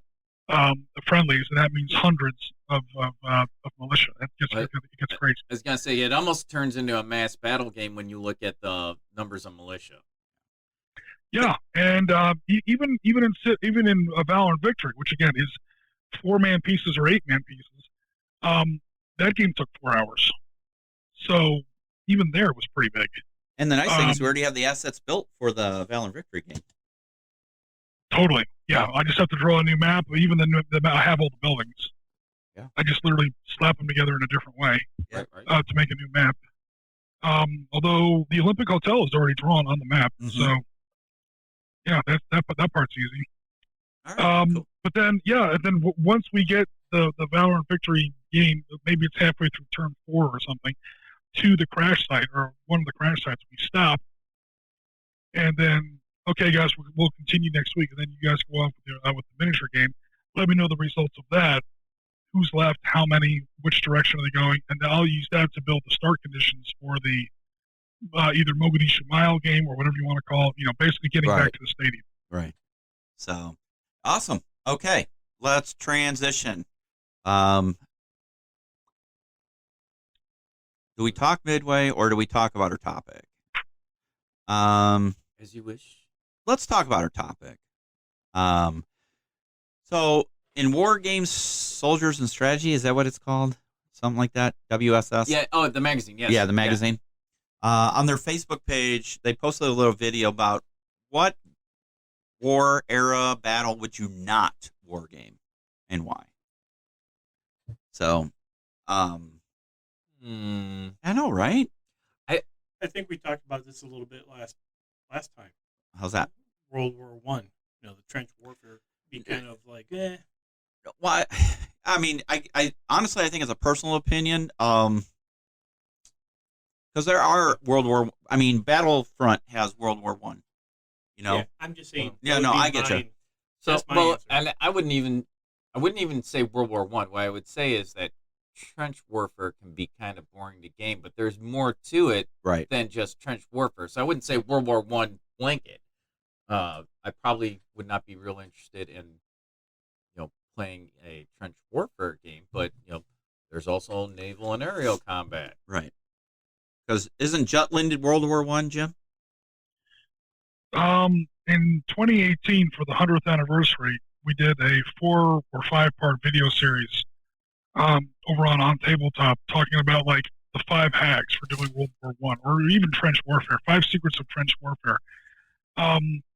Because World War I and trench warfare specifically does have, to Marty's point, some pitfalls that you have to look out for. And it's almost not like, oh, this is too gruesome, this is too horrible. It's not. I mean, compared to, we were talking about Stalingrad earlier. It was terrible, but it wasn't, it wasn't as bad as some other parts of warfare that people have no problem with. It's just, depending on how you approach it, friggin' boring. Right? Yeah. So, and again, I won't go through all 5 points, but number 1, you don't have to just, again, this also to the rest of the team's point, World War I and trench warfare are not synonymous. You can do World War I and stay out of the trenches. There were huge fronts that never saw trenches. The Eastern Front was big, the Southern Front, the Middle East, the Pacific. I mean, they called it World War I for a reason. Most people think World War I, they automatically go to the trenches. Even if you stay on the West, that was tip 1. Tip 2, even if you stay on the Western Front, just stay out of the middle years. There wasn't that much trench warfare in 1914, and by 1918, the trenches were more or less broken, at least in certain parts of the battlefield. The Argonne, Belleau Wood. We did Belleau Wood. I mean, come on. I'm a Marine, and I'm not going to do Belleau Wood from on the 100th anniversary. They think they would come shoot me if I didn't do that. And the last 100 days. It's literally where the term "devil dog" comes from. Right. Yep. The last 100 days, that you got Canadians, you've got Australians with tanks. Believe it or not, they're British tanks supporting Australian infantry. But yeah, things really break loose in that last 100 days. Yeah. Where it's again a war of maneuver. So that the trenches, you stick to the beginning and the end.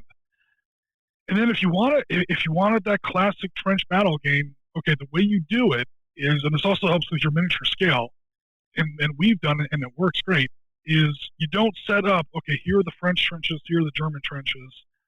Somebody blows the whistle, everybody goes over the top, the other side gets the mother of all opportunity fire phases, everybody dies, enjoy your pizza. It's boring slaughter. You honestly, you don't do it that way. You say, look, you build one set of trenches and one set of trenches only, because that trench is not a line. It's a cobweb. It's a belt of network, and it goes back in some places like half a mile. Yeah. So if you think you're going to fit two trench systems on a single 28 millimeter table, you're already crazy. So you just build one big, like 8x4, 28 millimeter table. You have that trench network run up the entire length of that board, and pretty much the whole width as well. And one side's assault troops are already in the other side's trench system. Yeah. Now it almost becomes a tunnel rat game, which is honestly a lot more interesting. Right. Yep. Because you've got the front, you've got the observation trench, you've got the main trench of troops, you've got communication trenches, you've got support trenches, artillery, ammo dumps, headquarters. They didn't have radio really back then, but they still had like telegraph with wires. So certain trenches have wires in them. You've got objectives all over the place. Your sappers have to reach certain trenches that have wires running through them. There's a lot there. But as far as crossing no man, you don't want to do that. So there are ways to do World War I. You just have to kind of be aware of the pitfalls and kind of avoid stepping on the landmines. Yeah. No pun intended.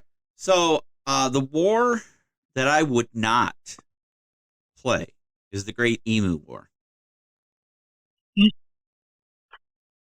It's a real war. The what? The Great EMU War. Ask an Australian about that. Yeah, I was gonna say, hold on. The little Rolodex in my mind was flipping there, and I'm like, what the fuck? Oh, yeah. Okay, all right. Jim, you want to fill people in on the Great EMU War? I don't know all the details, but honestly, didn't it involve like four guys? Yeah, pretty much. Yeah, it was a very small event. So the Australian Army, again, I don't know the details. The Australian Army is way out in the outback. They're doing some kind of like 29 Palms, NTC style expedition training exercise. It's like 1910 or something. It's like right before World War I. They're way out in the middle of the outback somewhere. They're all spread out. And then one little machine gun team realizes they're lost. They went down the wrong road. It's like four guys in a truck. And then they turn around and they try to head back down the same road, and a huge flock of emus, the birds. Yeah. The very large, very aggressive bird that lives in Australia. It was kind of just parked on the road and said, the hell with you, we're not moving. So then they fired a couple of shots in the air, and the emus got spooked and actually attacked the truck. And long story short, they tried to get other units out to them. That road was closed off, and they're in the middle of the outback. You can't just off-road it. They'll never find your bones that far out in the outback. So they tried to have somebody else go out and get them, and they couldn't get through this thing. That they wound up cut off. They had to spend the night out there. Long story short, the Australian Army was humiliated by a flock of birds, and they've never lived it down, and everyone likes to make fun of them. Can I play I'm probably forgetting the details, but those are the basics. No, that's pretty much it. 1932, World War I veterans were hired to go out and machine gun down emus. So other than being off 20 years, sorry about that. Yeah, so here's something funny. On November 8th, members in the Australian House of Representatives discussed the operation following the negative coverage of the events in local media that included claims that only a few emus died. Actually, it was 200 to 500. Whoa. But catastrophic. yeah. Pierce withdrew military personnel and guns, and they compared it after the withdrawal. Major Meredith compared the emus to Zulus and commented on striking maneuverability of emus even when badly wounded. If we had a military division with bullet carrying capacity of these birds, it would face any army in the world. They can face machine guns with the invulnerability of tanks. They are like Zulus, whom even dumb bullets could not stop. Damn. So, a sad thing is that in a 6-month period after they got the EMU War was over, they did a bounty system. 56,000 emus were killed. Damn. So, and then of course the world media got it, and then Australia just got bombarded with negative press. So, They never lived it down. Yeah. Twice. So then they just quit driving down that one road, and that solved all their problems. So I mean, yeah. So the emus won, is what you're saying, Marty. Pretty much, the emus won. Yeah, the Aussies capitulated to them. There's now a semi-autonomous emu republic somewhere in the outback that we don't know about. The Australian Army never goes down that road. They've never lived that down. Me and Dylan were playing Australian 4th Royal Commando versus the Taliban in Afghanistan in Valor and Victory, and it was a hidden movement system. Uh-huh. And because I was playing the Taliban, and he was thinking about going into this wooded hex. He was like, "No, we're going to avoid the wooden hex, the woods hex. We're going to go around in the open desert through Taliban machine gun fire." I was like, "Why are you afraid of going into that wooden hex?" He's like, "I think he was going to say IEDs because we had IEDs in that game." Uh-huh. But in the stream, I kind of cut him off. I said, "You're afraid there are emus in that hex, aren't there?" I'd rather go through Taliban machine gun fire than mess with those emus again. No way. Will. Oh Lord. So yeah, the Great EMU War of 1932. It would be funny. I was gonna say, I don't know. That might be fun. Can we get an emu model? I There's imagine gotta be we can one out print there one up there right? somewhere, right? Yeah. That's interesting. But they actually made a musical adaptation of the story. The movie retelling events was written by John Cleese. Emu. Okay. All right. That's appropriate. I'm like, Yeah. really? They did John Cleese. All right. Okay, yeah. So Never mind. I get it now. yeah. Anyway, so I mean, to be honest with you, I don't think there's a lot of battles or wars that are like taboo that you would just not do. I mean, there are some events in some wars and battles I definitely would not touch. You know, something related to genocide or something like that. Yeah, I mean, I'm not going to game atrocities or war crimes kind of thing. But yeah, really, I'm pretty good with just about anything. I can't think of anything off the top of my head that, like, just the nature of the battle or the conflict turns me off and they're like, nope, there's no way I'm doing that. That's not appropriate. Whatever. I mean, I didn't like, a lot of times we talk about when is it too soon for veterans in particular to game something? Are you kidding? I'll game Ukraine today. I got the stuff over at Chris's house. Yeah. Literally that's what our planners had better be doing in anticipation of things. So speaking of Ukraine, Jim, did you want to update us on Ukraine? Yeah, I was going to say, to sort of segue, as far as when the turntable got around to me, like, what games would you not do? This is going to sound weird because I've done it heavily in the past. But right now, suffice it to say, at least on my gaming table, there's a bit of a moratorium on the Ukraine. Or on Ukraine, I should say. I've done it a bunch of times in the past. I've done it in multiple systems. Our videos are out, our streams are out. So I'm not saying that, it's too soon or whatever, anything like that. I was doing Ukraine in 2015. I took a lot of shit for it, but nevertheless, wanted to do it. Out it went. And ever since then, I've been making predictions because, I became sort of known, at least like on tabletop and in our Discord and stuff like that, as, this is the guy that wrote about Ukraine, and he's been making predictions. And so far, not to sort of, blow my own horn, but all my predictions so far have held up to a large extent. Yeah. And one of the reasons I wanted to bring it up today is I wanted to sadly update my prediction. So it is now February 12th when I'm saying this. Because in past streams and videos, I've said, guys, don't worry. It's not going to happen. Will you please loosen your sphincters, turn off CNN, turn off Fox, turn off the BBC. They are riling you up on purpose. Nothing's going to happen. That was in 2014, 2015, even when kind of stuff was happening. There was never going to be this huge invasion. Nothing was going to happen in 2017 when it got serious again.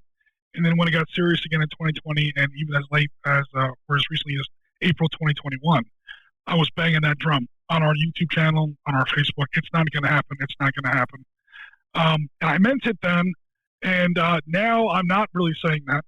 I am going to update my statement on that, just in case something does happen and people look at our older videos and says, oh, this guy, is basically the Neville Chamberlain of SitRep skirmish, nothing, or SitRep podcast. Nothing's going to happen. Holy shit, something happened.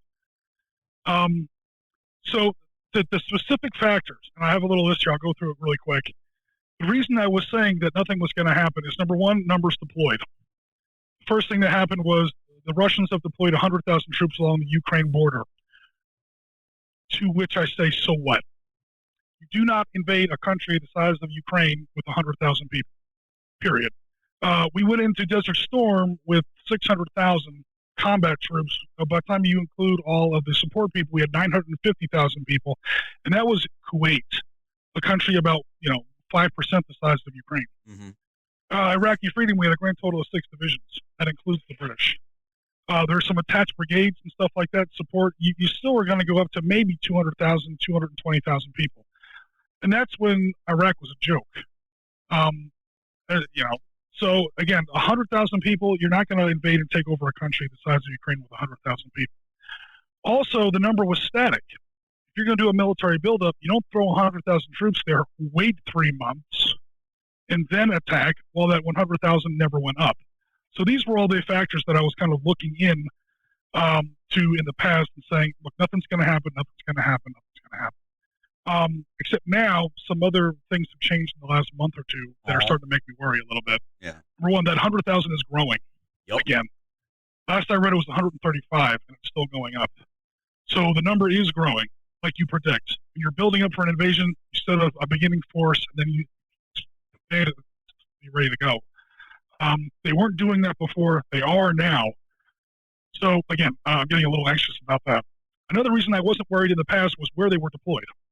So the way they were deployed in previous escalations and in the earlier phases of this escalation was all along the border, which is not how you deploy when you're getting ready to invade a place. You don't set up your army shoulder to shoulder in a nice, even hands across America band, all along the border, and then just start moving forward.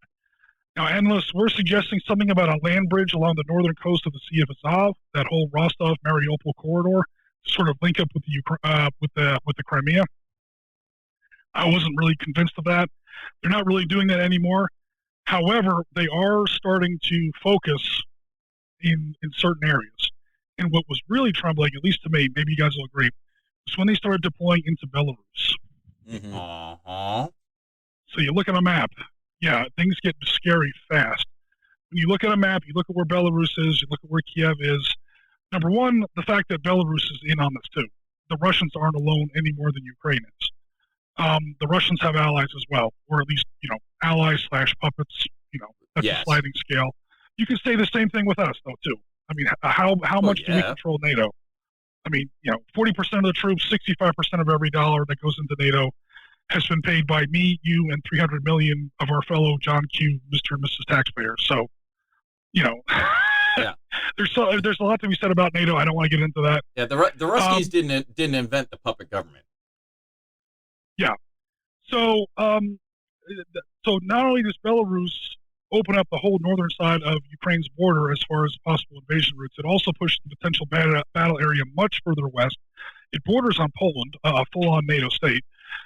And, look at that map. You're right down that Chernobyl corridor, right down the Dnieper Valley, from Kirov in Belarus down through Pripyat in the Ukraine. You are into Kiev in 120 kilometers tops. From four deployment zones. Looking at how armies have moved in the past, that's 2 days. And Ukraine's military is not going to stop them. They're not even going to slow them down. Ukraine has wasted 8 years. Again, I went into this in previous videos, so I don't want to, piss off too many people in Ukraine. Not impressed. And the way their government, they're basically corrupt to the level of being run by the mafia levels of corrupt. The way they've handled what's been going on with their military is they ought to be embarrassed. And their military policy and their defense policy for the last 8 years, ever since this kind of kicked off since 2014, can be summed up in 3 words: call Uncle Sam if things get really scary. Yeah. Meanwhile, they're trying to arm their civilian populace right now. Again, with these ultra right-wing groups, which is another questionable act. Yeah. Well, a battalion of T-64s has ended up in the hands of the people who committed the Darfur genocide. The top 10 battle tanks that Ukraine has ever produced are in the Royal Thai Army. Someone's going to have to explain that to me. While their military is running Kickstarters to buy field jackets, socks, scarves, coats, gloves.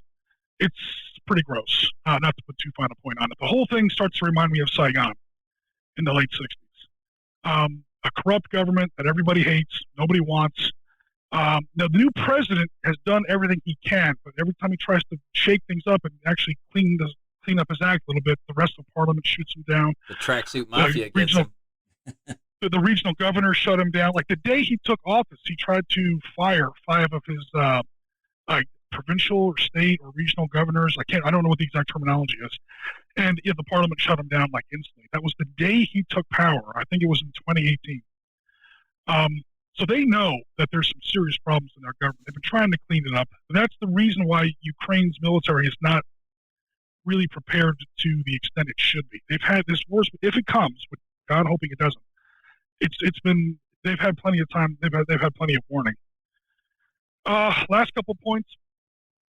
We talked about the numbers that are deployed and where they're deployed. Last but not least, what units are deployed. So the first thing that happens is we're going to put 100,000 troops here. We're going to put all the scary stuff up front. We're going to put the tanks, the Guards Airborne Brigades. We're going to put the surface-to-surface missiles. All that scary offensive stuff is all over the place.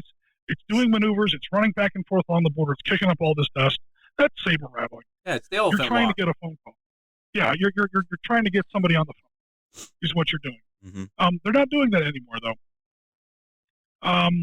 Units are no longer running around on maneuvers. You're actually trying to hide their deployment a little bit, which is scary.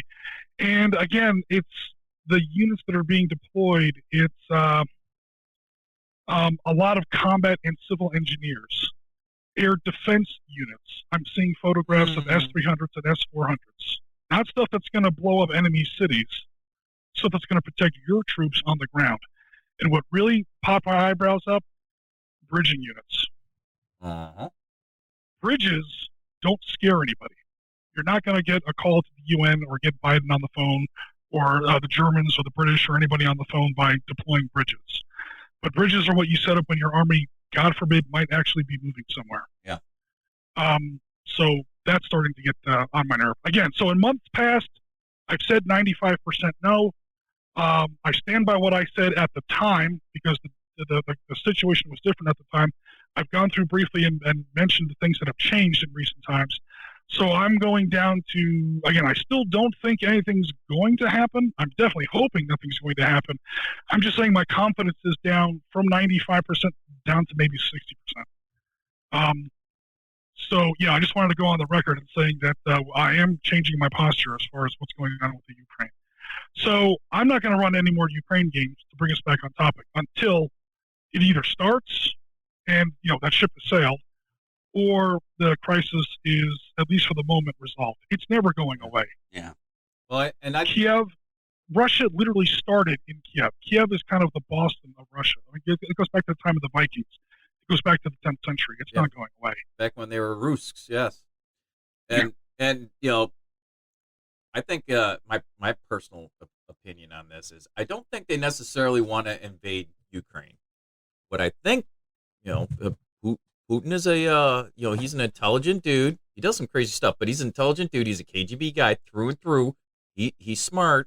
I think this is a large operation that the ultimate design is to support the separatists inside the Ukrainian border and have them affect regime change that is going to put a puppet government for him in there, and then he can bring them into the fold and do whatever he wants, whether it's resources or being able to just claim some land, keep them out of NATO. That's a huge thing. Yeah, I was going to say what they really want. Of course, it would be great for them if they could get Ukraine back in their orbit. What they are desperately afraid of is keeping them out of our orbit. Again, this kind of is a slippery slope about the legitimacy of NATO, and should we have disbanded NATO back in the 90s, and it's done a lot more harm than good. This is a mess of our own making. This is really all our fault. Well, what he's really afraid of is an Article 5 issue with NATO, where you attack one, you've attacked all, and you by treaty you are obligated to defend your fellow treaty members. Which is why we said in April, or why I said, let me not speak for the whole team, back in April of last year, like the last time this kind of reared its ugly head, are they going to invade Ukraine? And I was like, come on, guys. The only thing, here are the two worst things that could happen for Putin right now. The worst thing is the separatists suffer a complete decisive defeat. That's the second worst thing that could happen in Ukraine for Putin. The very worst thing is the separatists win a complete and decisive victory. If the separatists just magically win, they get the Death Star, and they now win. The LPR and the DNR just literally fall off Ukraine, and they either set up semi-autonomous republics or they just flat out rejoin Russia. That's Putin's worst nightmare, because now Ukraine is free of any territorial disputes because Crimea's gone. I mean, and the LPR and the DNR are out of the picture. Ukraine has had some bites taken out of it, but territory-wise, geostrategic-wise, it now has a clean bill of health. They're clearly a wounded party. They're the victims of Russian aggression. They've got plenty of friends, especially in Poland and the Baltic states, close-up frontline NATO powers. They're in NATO with oil on the skids. They're going to be in the EU almost overnight, and then from there it's normally a 10-year process. I'm sure they would fast-track it. Within 5 years, they're in NATO. And once you have Ukraine in NATO, you have German battle tanks in Kharkov. Right. That's not going to bring up any bad memories from 80 years ago. Right. Yeah. As well as any other NATO force. Because suddenly Ukraine becomes the training ground for NATO, and they're all rotating through there. So you've got Germans in Ukraine. Again, that brings up bad memories. You've got Americans along the Dnieper River. Holy crap, man! I mean, that's. Again, this is stuff I said back in April. Putin is being very aggressive tactically. He's being very aggressive operationally, strategically. He is on shit my pants defense. Oh, yeah. He is terrified. Yeah, and again, that blue-red line that used to run right through the middle of Germany is now running through former Soviet republics. Yeah, and again, I'm not trying to defend Putin, but I'm sorry, I keep interrupting. I'm not trying to defend Putin. I'm just saying that this is where he's coming from. And if you want to predict the actions of your opponent, you have to get in his head for a minute. What is he afraid of? What can he do? And what does he want? You answer those three questions, and you kind of know what he's going to do. And I think ultimately he doesn't want to do it through direct military action. But again, it's the elephant walk to support the separatists on the other side and within the borders. Hey, look at us. We're here. If you really need us. Did you see I brought the bridges over? I can right over the river, drive my tanks. Recent issues of Modern War magazine have sort of laid this out in a 6-point plan. It's like the new Russian doctrine. They call it deniable warfare. Right. And I used to call it Sudetenland 2.0, which is basically there's a country next to me where there are some people that ethnically identify as us. There are a lot of Russians, especially since I put them there years ago. Well, Catherine the Great put them there in the 1800s. 17 1800s. But I'm gonna send some more in there. I'm gonna send in little green men. I'm gonna stir shit up, and then I'm gonna come protect my people. The Germans did it in the Czech Republic or in Czechoslovakia in '38. It wasn't cool then, and the Russians are doing it all over the place. They did it in Crimea, Ukraine, the three Baltic states, especially Lithuania. They did it successfully in Belarus. Georgia, they literally just hacked off a slice of Georgia. Yeah. Ossetia. Ossetia's kind of down in the Caucasus as well. There's another place that's kind of near Romania. The name escapes me at the moment. It's an old playbook, and they've been doing it, and they've been refining it as they go. Gee, if only we could see it coming. Yeah, it's only like, if we read a little bit of history. And when I mean history, I mean like last year. Yeah, I mean, not even going back to old times. Yeah, I mean, the last 100 years would give you a really good idea, but you don't really need to go that far back at all. No, I mean, they're literally doing it in 2 or 3 other places at the same time. It's their new doctrine, and it's delivered mixed results. Sometimes it works, sometimes it doesn't. But when it works, it works. So, well, and even when it hasn't worked, for the most part, it hasn't hurt their position. It just didn't give them the outcome they wanted. It's deniable warfare. If it doesn't work out, oh well, shrug your hands. And it's all kinds of stuff. It's stirring up local people who may identify with you ethnically. It's covert operations, except the Russians have proven shockingly bad at that. I was going to say, their covertness is not, not what it used to be.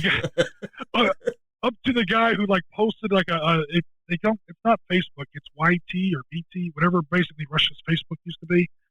And the guy from Vice News literally tracked him down. I was like, look, you had your GPS on your phone when you posted that. Oh yeah, the Russian tank loader or whatever he was. He was a tank crew member. The guy from Vice News, Simon Ostrovny, I think his name was. He went to that exact same spot. He found a tree. He found a destroyed building. He took the same photo with him in the picture, and he showed it to the guy. He's like, I stood where you stood. The only thing missing were the boot prints. Oh, by the way, I was 100 miles inside Ukraine when I did this. Oh, I was not there. Yes, you were there. About that. Turns out you were. Yeah. And then that guy was never heard from again because, yeah, he probably got killed. I was going to say, turns out they were covert on that. Yeah, so I guess what they think is covert warfare, what they've been a lot better with is any kind of cyber security, cyber warfare, cyber terrorism. They've been a lot more successful with that. And yeah, all kinds of, discretionary warfare, deniable warfare, asymmetrical warfare. Yeah, where if it doesn't work out, you shrug your shoulders, you throw the manila folder in the trash, and you try again somewhere else. It costs you nothing because you never did send in your armies. And you're not compromised at the UN. You're not compromised. And again, you call it a training exercise, and you did get training value out of it. So you did get to exercise your troops. You got to exercise your command. The Russians got to figure out which one of their commanders they're going to execute. You got that there going is for them. some slight good news from what I'm reading. The Russians, to a certain degree, are kind of tapped. I don't know how much else they can deploy there without stripping too much out of other military districts. Yeah, I was going to say, suspiciously. Yeah, they're I'm sorry, go ahead. Yeah, they're slowing. They were starting to ramp up, and now they're starting to kind of stabilize where they're at. Because to your point, now it's what are we willing to give up to go over and increase our power here? Because the Russian military is nowhere near. It's 10 times better than the old Soviet, Red Bear used to be. They're a lot more like us as far as a small. They still have conscripts. Don't get me wrong, but they're kind of a lot closer to. Well, at least compared to where they used to be. They're no longer this huge force of just conscripts. Right. So 130,000 troops in a certain area is a lot for them. Suspiciously, they're suddenly getting very friendly with China. Yeah, we're all shocked. They need more. Yeah, they need more friends, number one, diplomatically. China's on top of the world right now because of the Olympics. They're like everyone's favorite. And they're in the media spotlight. And then number two, and if Russia wants to deploy a lot more stuff there, they're going to have to start pulling stuff off of other fronts. And as much as the Russians hate NATO and they hate us, they hate the Chinese probably a little bit more. The Chinese might pose an even bigger threat than we do. So they're going to have to pull a lot of stuff out of those Eastern TVDs if they want to actually start putting more stuff on the Ukraine. And all of a sudden, Putin is becoming very friendly with our boy Winnie the Pooh over there. Yep. To the point where it's almost becoming embarrassing. It's like, Putin, come on, man. Have some respect for yourself. Bro, we see what you're doing. Yeah. Oh yeah. It'll be interesting to see how there's it turns hopefully out. There's hopefully some light at the end of the tunnel. I still don't think I'm almost like 60%, maybe even 50-50. But in the past, I was always saying, everyone, loosen your sphincters a little bit. It's like 95% nothing's going to happen. I just wanted to go on record again. February 12th, 2022. That's no longer the case, ominously. So right. We'll see. Very good, sir. You have some fine insights there, and yeah, I agree. We got to look at history, look at who we're dealing with there. But until we make it a game, it doesn't matter to us. All right. That was awesome. Any last thoughts before we wrap up the show? Helps if I turn my mic on. Yeah, can Any you turn your last mic thoughts before we wrap up the show? Holy crud. We need to hire I guess I put Bill to sleep with that. I actually had to take a latrine break, so... I think he was over there downloading your DLC, dude. He was messing around on the laptop. Downloading something. The Class 1 download. All right. Any final thoughts from the crew? And Jim, it's good to have you back into the fold, sir. Yes. Thanks very much. Good to be back. Yeah, good to hear your voice, buddy. So, Chris is shaking his head. No? Mm-hmm. Nope, got nothing. All right. No. I think we summed it all up pretty good, huh? I mean, we do need to think about Midway a little bit as far as prepping the battlefield, literally, with some ships. Well, because I know you've got the Victory at Sea kit, but we're going to need more. No, I got the STL files for the entire Battle of Midway. Yeah, well, share with the group, or let us know what you need done, or... Well, I got to actually look at them. I downloaded them. I got to put them into the slicer and go from there. So, we'll go print them up. Boom. Yeah. That might not be 300 files, but it's definitely going to be 300 ships. 300 ships? If you include the whole battle. So now, again, some of them are going to be like, oh, this is a XYZ class destroyer. Yeah. So it won't be 300 files, and you'll need like 20 of those. Okay. Some of the ships will be unique. Some of the ships will be, you need 3 of these, you need 5 of these, you need 20 of those. Yeah, right. Like that. So yeah, we've got. So I've got this figured out. So well, it's going to be a 3-tier game. And what I mean by a 3-tier game is tier 1. So we're playing Wizard's Chest. Or, yes, Wizard's Chest. So what I mean by 3-tier or 3-level, however you want to look at it. So tier 1 is the Admiral's table. Okay, so in 2 separate rooms, we will have the Japanese command and we'll have the American command. So you guys will have the same table gridded, and there will be a game, what do you call them, a game master, or game whatever judge. Yeah. And can I please have a virtual copy of that table? I will run it on my computer. Neither of them will see it. Yeah. Well, we'll have to figure all the ins and outs. Yeah. This is just the idea, and how we put it to make reality is where we'll have to come up. But the idea is everybody has the identical table. So the Japanese are maneuvering their fleet. The Americans are maneuvering the fleet, and you're sending out your PBYs or whatever you're sending out to try and locate. Once the judge determines something has found something, right? Then you go to tier 2. Tier 2 is a bigger table where that area where you have discovered something, then we put on fleet markers or whatever. However so it's still like an admiral's table, but it's a zoomed in. Right. So now table, it's okay. This PBY has found it appears to be a Japanese fleet or ships or whatever. We have to determine how that's going to be, and then you start maneuvering from there. Right. Once we get to the actual battle itself, where the aircraft are attacking a carrier or whatever, we go to the combat table. That's tier 3. Okay. And then that's when we bring in the 1800 scale ships and do the battle on that. So, does that make sense? Yeah. So one table to track detection, one table to track movement, one table to track combat. So we get that fog of war. Oh yeah, I see that coming. Oh, you absolutely need that. The way I've done it in the past, I've sort of combined tiers 1 and 2, but that's going to be up to you as far as how you want to do it. But yeah, you definitely need at least 2. Yeah. At least 2. 3 sounds like it might work as well. I'm not trying to change your idea already, but you definitely need at least 2 because trust me.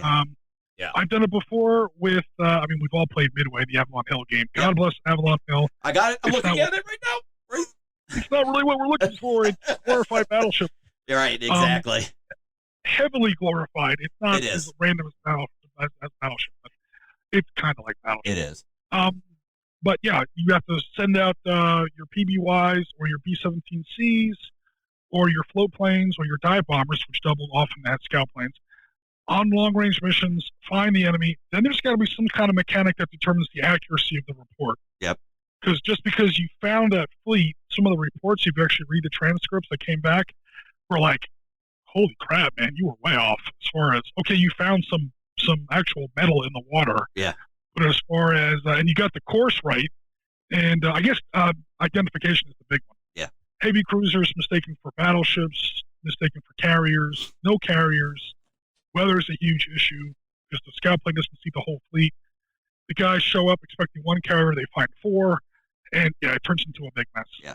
So we'll have to. And of course, the actual battle, the battle maps. So we'll have to figure out that. The easy part, to be honest with you, on this one is going to be the tables themselves. But yeah. I mean, seriously, it's that creating the tables themselves will be the easy part. It's just a different scale of hex or grid. Unless the Japanese win. Japanese win and reach Midway. You've got Kondo's second invasion fleet. You've got Japanese Marines on the ground. Yeah. But that depends on how the game goes. Yeah. So that's our idea on that. So we'll talk about that more in depth as we get planning that out. But I'm looking at a 3-tier system because I really want to simulate the fog of war of really hunting and searching for the fleets. So if, both fleets are in separate rooms in the beginning and they're just doing their maneuver and all that stuff, you're not going to have any idea, right? Right. So, well, and it'll be just like being in a talk or a sync, and the same, reports have come in saying this, and that, and so you have your game judges running back and forth, and they're your intel reports, right? Yep. So they will provide the injects with this has been discovered, or there's no report, or you've lost communication and it just hasn't come back. Yeah. So I mean, this is exciting. I'm really excited about this idea. So. All right, guys, we're going to go ahead and wrap up the show. We want to thank you all for joining us on this next episode of the SitRep Podcast. This is episode 4. So, again, this has been pre-recorded just for timing purposes, but so some of the stuff may be outdated by the time you hear it, but we wanted to keep you in the loop. And, again, we want to welcome Jim back to the show. And for Chris and Marty, this is Bill, and we thank you very much for joining us, and we will see you on the next show. Take care. You have been listening to the SitRep Podcast. We hope you have enjoyed the show. Make sure you like and subscribe to all of our channels on Facebook, YouTube, Twitter, Twitch, and Discord. Remember to join us every other weekend for a new episode of the podcast, and don't forget our other programming on Wednesdays and Sundays. Thanks for listening.